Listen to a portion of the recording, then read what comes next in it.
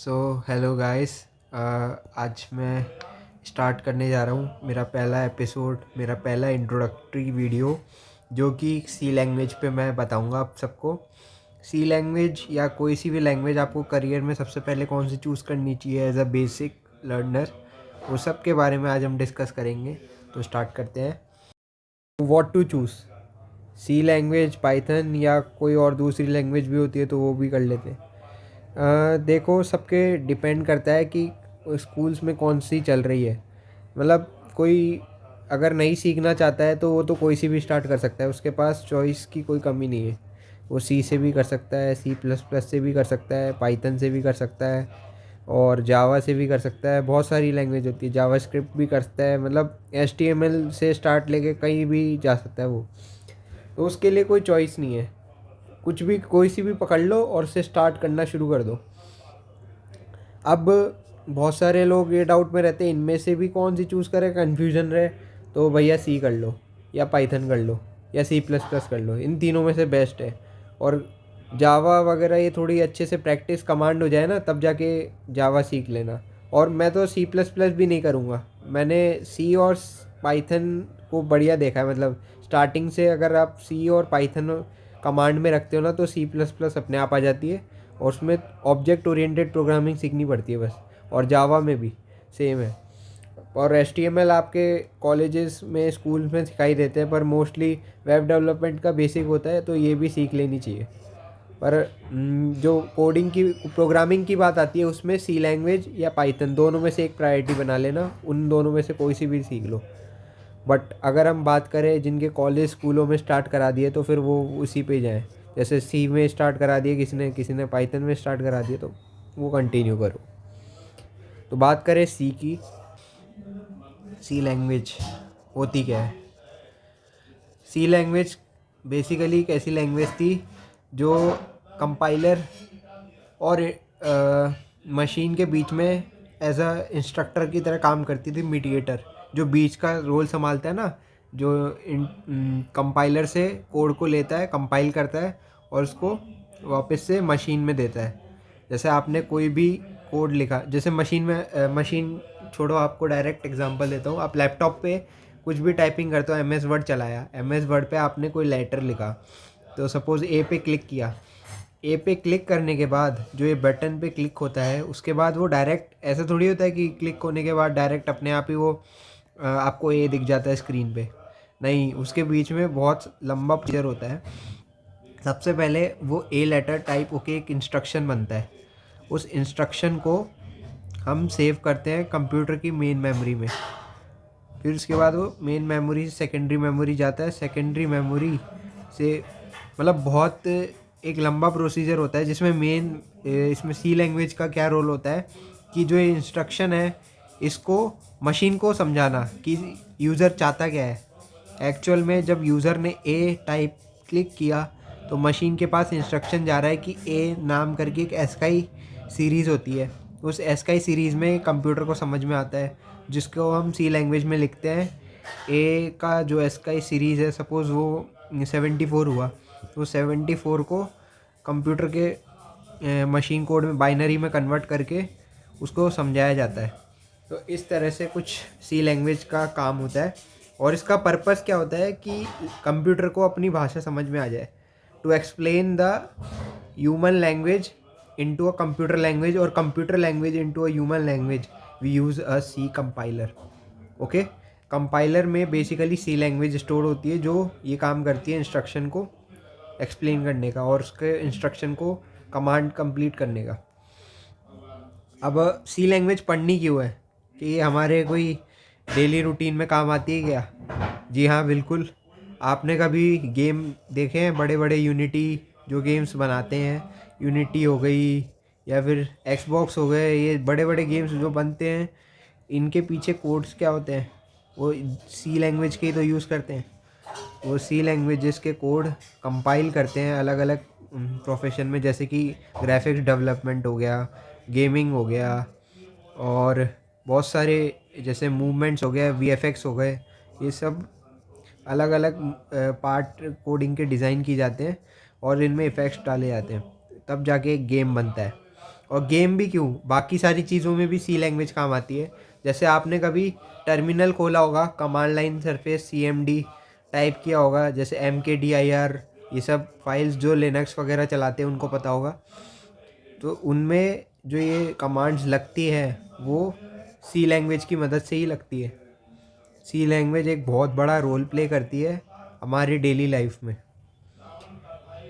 सबसे बड़ा काम जो सी लैंग्वेज का हमें करना है वो उसके बेसिक्स पे अंडरस्टैंडिंग या फोकस हमें रखना है कि होता क्या है, एक बार देख लेते हैं। सी लैंग्वेज यानी कंप्यूटर प्रोग्रामिंग लैंग्वेज। सबसे पहले ये डेनिस रिची ने और जे थॉमसन लैब में डेवलप की थी, जो कि थोड़ा इसके बारे में डिटेल में पढ़ेंगे नेक्स्ट वीडियो में। अभी मैं ऐसे आपको बेसिक में समझा देता हूँ कि सी लैंग्वेज डेनिस रिची ने डेवलप की थी।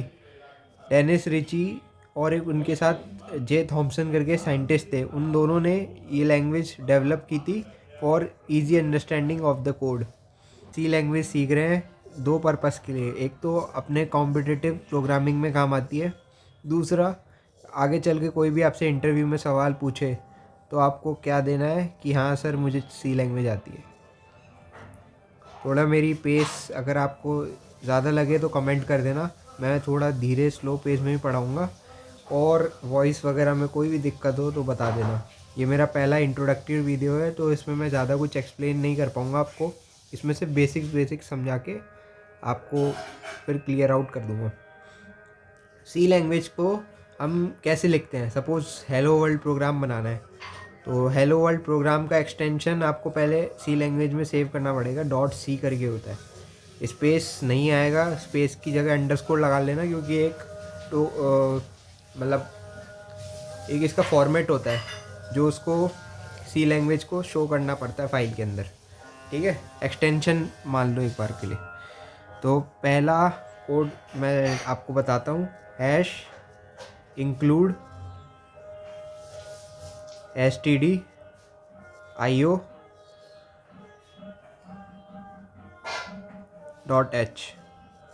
ये स्टार्टिंग की लाइन होती है। हैश इंक्लूड studio.h, स्टूडियो मत पढ़िएगा, इसे stdio पढ़िएगा, क्योंकि std stand for standard and input, और इसका आउटपुट हो जाएगा। और ये हेडर फाइल है इसलिए .h लगता है इसमें। तो ये सब मैं आपको वापस से दूसरी एक अच्छे से वीडियो में समझाऊंगा, पर अभी मैं इंट्रोडक्शन के लिए ले रहा हूँ। तो इन सबको इंक्लूड करने के लिए स्टैंडर्ड इनपुट आउटपुट फाइल्स को हम हैश इंक्लूड लगाते हैं हेडर फाइल्स के लिए। अब आता है यूजिंग, चलो वो उसको बाद में समझाऊंगा। पहले आप हैश इंक्लूड stdio.h लिख देना, और अगर आप VS कोड चला रहे हो तो यूजिंग नेम स्पेस std भी लिख देना, क्योंकि ये एक ऐसा वर्ड है जो आपको हेल्प करेगा, बार बार std नहीं लिखना पड़ेगा आपको हर किसी में। एक बार के लिए मैं इस स्टैंडर्ड को हटा देता हूँ। आपको नोट्स वगैरह मैं सब प्रोवाइड कर दूँगा, पर आप जो लेक्चर है उसके बेसिक्स पर अटेंड करिएगा, उससे आपको ज़्यादा अंडरस्टैंडिंग होगी। थोड़ा मैं अटक के बोल रहा हूँ क्योंकि फर्स्ट वीडियो है और मैंने आज तक ऐसे कभी पढ़ाया नहीं है, तो मैं एक तरह से खुद को भी पढ़ा ही रहा हूँ। मेरा तो पढ़ा हुआ है, पर आपको ये घर पे आके रिवाइज़ करना है, या फिर घर पे आपको एक बार इसकी प्रैक्टिस करनी है कंप्यूटर पे। विदाउट प्रैक्टिस आप ये सॉल्व नहीं कर पाओगे। ठीक है, इसको एक बार के लिए साइड कर देते हैं, और हम इसमें यूज़ लेंगे इसमें टर्मिनेशन नहीं आता।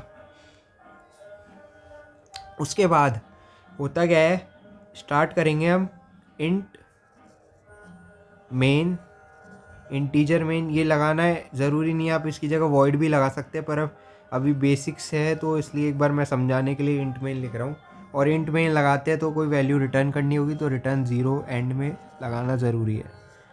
ये मैंडेटरी प्रोसेस है अगर आप इंट मेन लगाते हैं तो। उसके बाद मैं प्रिंट करता हूँ हेलो वर्ल्ड।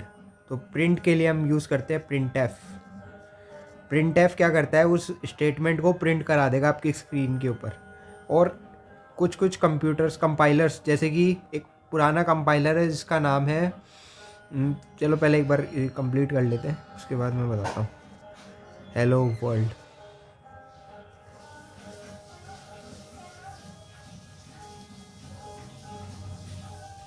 कमांड, ये प्रिंट एफ की कमांड आपको जब भी कोई लेटर प्रिंट कराना हो स्क्रीन पे तो आप ये यूज़ करेंगे।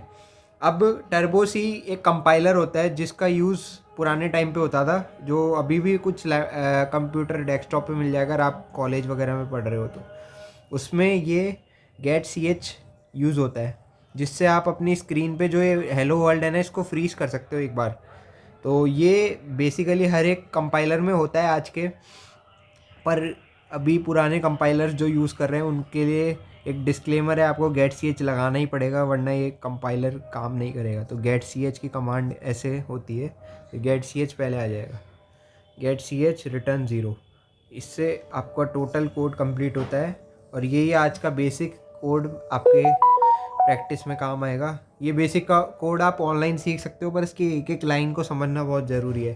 जैसे कि hash include stdio.h, S T D यानी स्टैंडर्ड इनपुट आउटपुट, जो कि लाइब्रेरी से यूज़ किया हमने, हेडर लाइब्रेरी से यूज़ करके स्टैंडर्ड इनपुट आउटपुट को इंपोर्ट किया है, और हमने namespace as a standard use किया है जिससे हम हेलो वर्ल्ड को प्रिंट करा सके। प्रिंट एफ एक फंक्शन है ना जिसके आगे स्टैंडर्ड लगता, पर बहुत सारे कंपाइलर्स में ऑटोमेटिकली दिया होता है, हमें यूजिंग नेम स्पेस स्टैंडर्ड लगाना होता है, जिससे आपको स्टैंडर्ड लगाने की ज़रूरत नहीं है। स्टैंडर्ड डॉट ऐसे आप लगा के इसको लिख सकते हो, बट इसके कारण नहीं लिख पाते हम।